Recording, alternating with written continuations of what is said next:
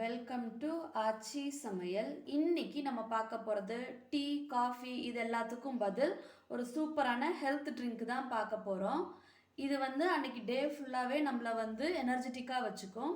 இது செய்கிறதுக்கு ஃபஸ்ட்டு ஒரு பவுல் எடுத்துக்கலாம். இதில் 3 ஸ்பூன் போல் கேழ்வரகு மாவு சேர்த்துக்கலாம்.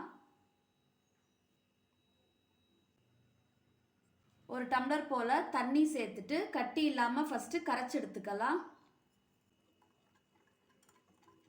நல்லா கட்டியே இல்லாமல் கரைச்சி விட்டாச்சு. இது இருக்கட்டும். அடுத்து ஒரு பேனில் இந்த ராகி கஞ்சிக்கு தேவையான அளவு வெல்லம் சேர்த்துடலாம். இனிப்புக்கு தேவையான அளவு வெல்லம் சேர்த்துக்கோங்க. இது கூட 1/4 டம்ளர் போல் தண்ணி சேர்த்து கரைச்சி எடுத்துக்கலாம். பாகு பதம்லாம் கிடையாது, வெல்லம் கரைஞ்சி வந்தால் போதும். இது நல்லா கரைஞ்ச பிறகு வடிகட்டி எடுத்துக்கலாம்.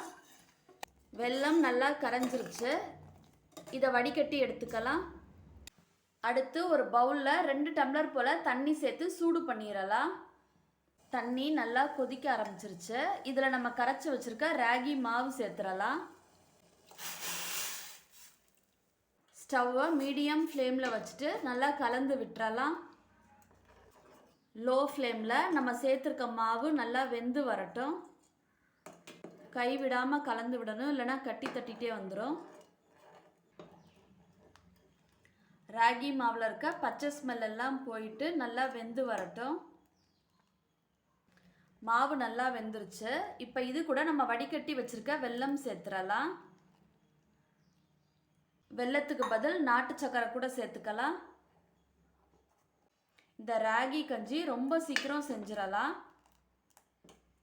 டீ காஃபிக்கு பதில் இதை 1 கிளாஸ் போல் குடிச்சிட்டு போனோம் அப்படின்னா நமக்கு நல்லா எனர்ஜெட்டிக்காக இருக்கும். மார்னிங் பிரேக்ஃபாஸ்ட்டுக்கு பதில் இது கூட 1 கிளாஸ் எடுத்துக்கலாம். இதில் 1 ஸ்பூன் போல் சுக்குத்தூள் சேர்த்துடலாம்.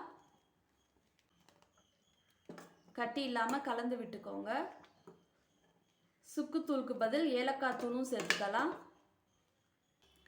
இது கூட 3 ஸ்பூன் போல் தேங்காய் துருவல் சேர்த்துக்கலாம்.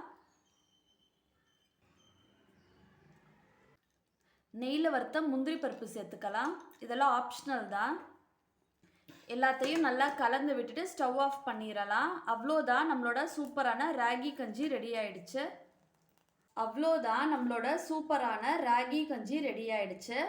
இந்த ரெசிபியை நீங்களும் உங்கள் வீட்டில் மறக்காமல் ட்ரை பண்ணி பார்த்துட்டு கமெண்ட் செக்ஷனில் எப்படி இருக்குன்னு சொல்லுங்கள்.